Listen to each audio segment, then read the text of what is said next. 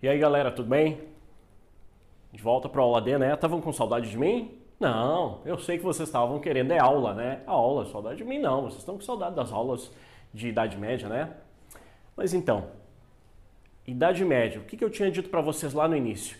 Que enquanto rolava o feudalismo na Europa, em vários cantos do mundo rolavam outras coisas diferentes e esses caras não tinham muito contato. Então quer dizer que a Europa medieval, esses caras não tinham ideia do que estava rolando aqui na América. Assim como o Japão, a China, eles não tinham ideia do que estava rolando na África, no sul da África. Não tinham contato como é hoje o mundo globalizado, né? Então, a gente vai dar uma olhadinha nisso aqui, ó. Islamismo. Primeira parte do islamismo, porque isso aqui é importantíssimo. Esses caras estão no meio entre o Oriente, o Extremo Oriente e a Europa feudal. Ou seja, esses caras vão ter um contato com o Oriente e vão ter um contato com o Ocidente. Esses caras vão fazer uma espécie de leve trás. Eles vão trazer muitas coisas da cultura oriental e levar para a ocidental e Por exemplo, os números, né? Os nossos números. Os números hindu-arábicos que a gente aprendeu no colégio. Lembra de aprender isso no colégio? Pois é, na verdade eles são uma adaptação dos números hindus.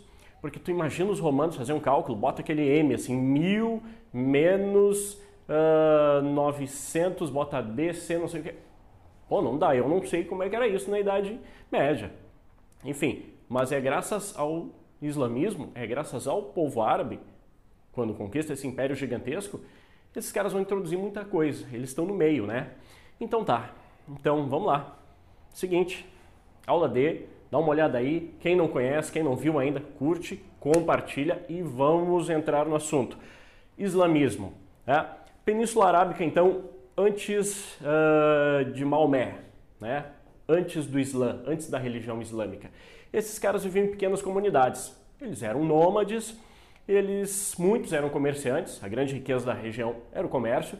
Imagina, tem deserto, tem areia, o deserto da Arábia, o que esses caras fazem? Vão plantar? Claro que não, né? Indústria, calma lá, a indústria é muito tempo depois. É muito mais pro artesanato do que na indústria, claro, né? Então, pequena produção agrícola tinha em algumas regiões, principalmente no sul da Arábia, onde é o Iêmen hoje em dia. A organização política é tribal. Os caras se organizavam, né, os seus clãs, eles se organizavam em comunidades, uma espécie de tribo. Não confunde com tribo de índios. Os indígenas daqui é uma outra coisa, né? Esse é um erro comum que a gente tem. Fala em tribo, todo mundo começa a pensar em índios. Não. Calma, esquece. Só organização. São comunidades menores do que uma cidade, tá? São politeístas. Pois é, esses caras são politeístas. Vários deuses, né? Lembram disso, né? Tá. Daí, eles tinham a Caaba. A Caaba é um centro religioso na Arábia. Para eles era importantíssimo. Era um templo localizado em Meca, com inúmeros ícones sagrados. Ícones, né? Já sabe o que é ícone, né? Estudar no Império Bizantino, ícones. É um local de peregrinação e, claro, de comércio intenso, né? Onde junta gente. Tudo bem, a questão religiosa, mas, poxa vida, do lado para fazer um comérciozinho, vai ter gente circulando. Imagina hoje em dia, pessoal que vai peregrinar aqui no Brasil, lá para Aparecida do Norte. Vai ter que ter um vendedorzinho de picolé, lá uma água mineral, alguma coisa assim, né? Não tem? Não vai estar quente? Lá no centro do país, São Paulo? Enfim, imagina aqui, em Meca, mesma coisa, claro. Tinha um comércio importante. Meca é a cidade sagrada, segundo a tradição árabe, foi fundada por Ismael e sua mãe, Agar, após serem abandonados por Abraão no deserto. Botei aqui, ó, estão vendo? Estão chegando aqui, ó. Verem Gênesis. Se vocês não conhecem a Bíblia, pessoas de pouco café, vão dar uma olhadinha, tá? Pelo menos que seja para aprender história, alguma coisa. Mas, vamos lá. É verdade? É, não é? Não sei. Mas a tradição diz que Meca foi fundada por Ismael e sua mãe, né? Abandonados por Abraão. Então, é verdade? Não sei, não conseguimos comprovar. Porém, toda a questão da cidade de Meca, a importância dela, está ligada a isso, a essa tradição antiga, a tradição do Antigo Testamento, né? Antigo Testamento dos hebreus.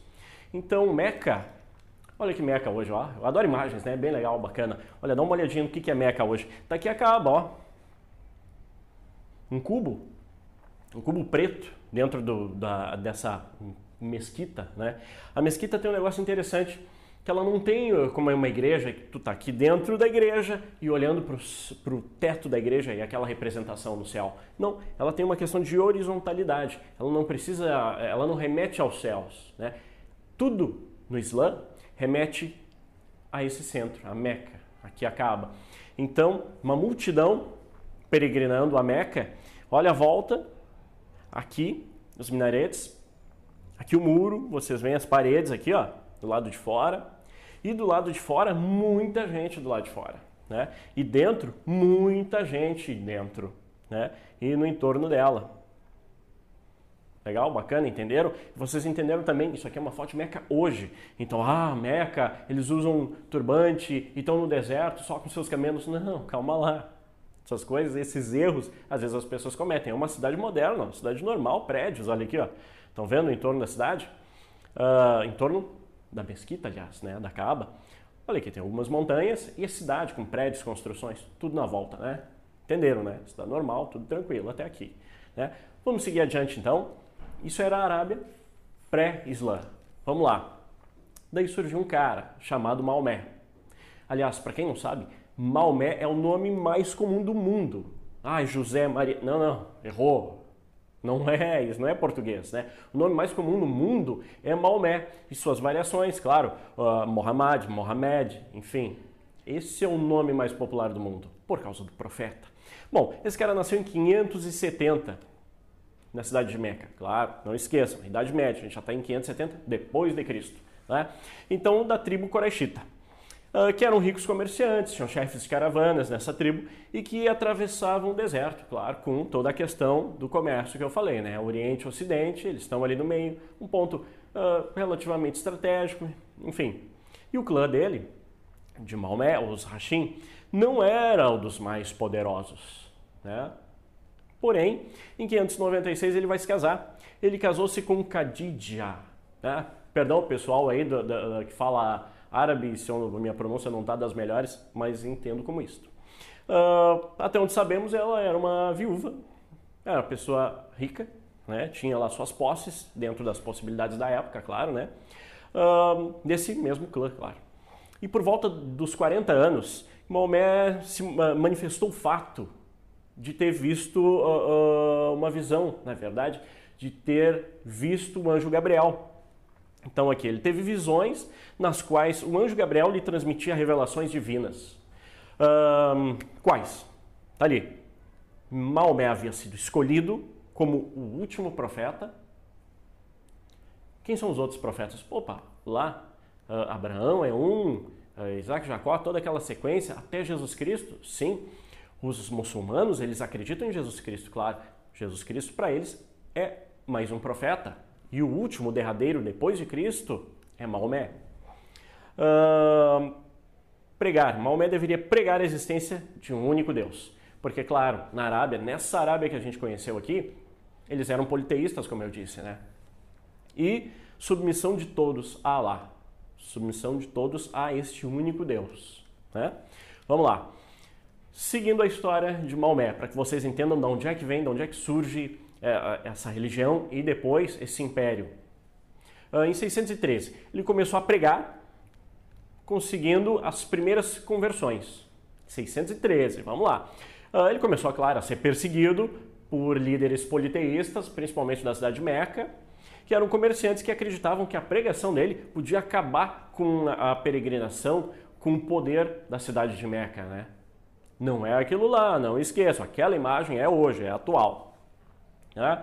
Então, em 622, ele fugiu para Yatreb, que depois ganhou o nome de Medina, que significa cidade do profeta. Né? E aqui, esse fato, a fuga dele é a Hégira, que para os muçulmanos, esse é o início do calendário. Né? Ele foi perseguido em Meca, foi muito difícil e olha só, eu sempre quis dizer isso aqui, olha só, olha aqui, olha ali, Maomé tomou uma ruim. Por que eu sempre quis dizer isso? Eu adoro dizer, eu sempre digo que eu dou aula, quando eu dou aula, porque o Maomé tomou uma ruim. Eu tinha uma colega minha na faculdade, ela foi lá explicar. Mas professora, pois é, e daí Maomé tomou uma ruim? Pois é, Maomé tomou uma ruim em Meca, tomou uma ruim e teve que vazar para onde? Para a cidade de Meca. Contrário, tomou uma ruim em Meca e teve que vazar para outra cidade próxima, Yatreb, que era uma cidade importante também, que ganhou o nome de Medina, tá? Então vamos lá. Ele vai assumir, mesmo assim, ele vai assumir uma liderança religiosa. Né? As pessoas pararam para ouvi-lo. Né? E em Medina, isso na cidade de Medina, a partir dela, a religião se expandiu pela Arábia de forma pacífica, por conversões, ou de forma militar, por meio da guerra. Ou seja, Medina passou a conquistar as cidades próximas. Né? E antes de morrer, já com Meca praticamente convertida, ele peregrinou até Meca. Né? E esse ato transformou-se em um símbolo do islamismo, né? Que é seguido por todos os muçulmanos até hoje. Por isso, a cidade ainda manteve a sua importância. Por quê? Porque mesmo que na Kaaba, mesmo que aqui, vamos voltar uma casinha, mesmo que aqui na Kaaba houvessem símbolos politeístas de deuses diversos, é aqui que Ismael teria fundado a cidade e dado origem ao povo árabe. Né? Então, vamos lá, segue o baile. Eu já estava aqui e agora já tomou uma ruim de novo, lá, ele vai tomar uma ruim. E daí? Judaísmo e cristianismo, eles exerceram uma forte influência sobre a religião, sobre a organização do islamismo. Claro, eu falei do Antigo Testamento, né? Eles acreditavam no Antigo Testamento, eles vão acreditar em Cristo, mas tudo no seu devido lugar. O que vem acima deles é Maomé, o Islã. Né? O Corão é o livro sagrado deles, né? Enfim, os cristãos têm a Bíblia. Os judeus também. Cada povo tem seu livro sagrado. O deles é o Alcorão. Esse livro contém os relatos de Maomé, os relatos orais de Maomé a seus discípulos, né? Concluída a sua versão definitiva no governo do terceiro califa. Do califa terceiro. Que estranho. Mas tudo bem, vamos lá. Depois eu digo para vocês, na próxima aula, quem é o terceiro califa, tá? A gente vai ver essa parte política organizadinha, bonitinha, tá? Então vamos lá. Dos preceitos, isso aqui é legal. Dos preceitos gerais, destacam-se 5. Né? 5 obrigações dos muçulmanos. No início eram os árabes, mas não esqueçam. Por que são muçulmanos? A religião se expandiu, por exemplo, para os... hoje, o povo marroquino, o povo da Argélia, eles são mouros. Né? É uma outra etnia. E são muçulmanos também. Vamos lá, na Indonésia, é outra etnia também e são muçulmanos. Então a questão religiosa ultrapassou as fronteiras, ultrapassou a questão do povo, a questão étnica. Bati aqui, fizeram barulho, bom, deixa pra lá. Segue o baile. 5 preceitos. Então, a Shahada, tomara que sim. Allah é o único Deus e Maomé o seu profeta. Essa, talvez a principal. Né? Perdão, para quem pratica o islamismo, eu acho que é a principal. Pelo menos até onde eu li, onde eu sempre vejo, essa é a principal. Por isso que eu coloquei aqui, destaquei em primeiro lugar.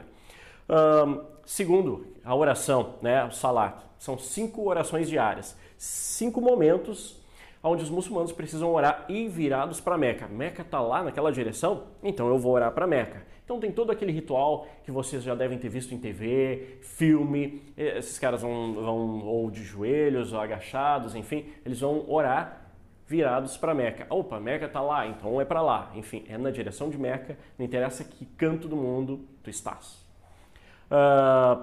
Tributo, zakat. Tributo é tributo, né? Quem pratica no Brasil, falo sempre do cristianismo porque é a religião maior desse país. As pessoas pagam dízimo.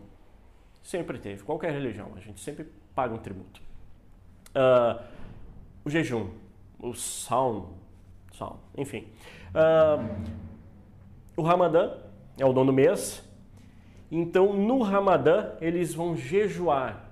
Ou seja, eles não vão comer nada durante o dia, até o sol se pôr. Só vão comer quando o sol se pôr. Inclusive, eu botei aqui um destaque no cantinho, ó. Sexual, inclusive. Jejum. Ah, mas tem sol ainda. Não. Quer fazer alguma coisinha? Só à noite. Tá? E a peregrinação, o Hajj. A peregrinação é ir a Meca pelo menos uma vez na vida, claro, de acordo com as suas posses as suas possibilidades, porque o islamismo ele se expandiu muito pelo planeta, né? Então, imagina, um cara que mora aqui no Brasil conseguiu uma passagem, conseguir atravessar o mundo e ir para Meca, não é bem assim, né? Muito caro. Mas dentro das possibilidades é isso que tu tem que procurar, a peregrinação como Maomé fez, tá bom? Eu acho que é isso, né? Então, até a próxima. Valeu, galera, até mais.